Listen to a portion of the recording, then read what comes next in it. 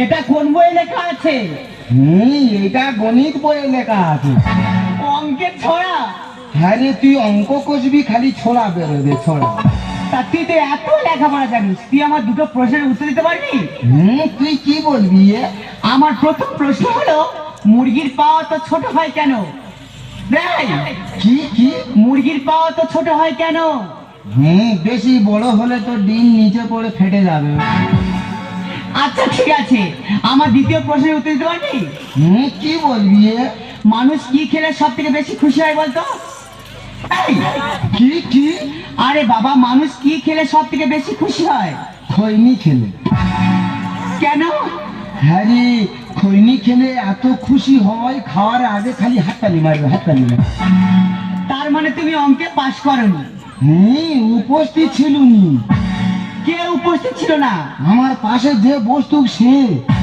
তার মানে? আমি তো তার দেখে দেখে লিখতুম। ও এই ব্যাপার। তুই তো খালি পরিণয় করতে যাই, তোর একটা পরিণয় করে বলতে পারবি? হ্যাঁ বল।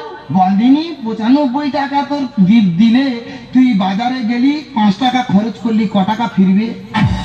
95 টাকার মধ্যে 5 টাকা খরচ করলে 90 টাকা থাকে। কি রে? ওই দেখো, জানে নে। 95 টাকার 5 টাকা খরচ হলে ক টাকা থাকে? তুই তোকে যে করলো ঠিক বললো, তুই ভুল বলতিস। আচ্ছা তুই বল। হ্যাঁ তুই বল।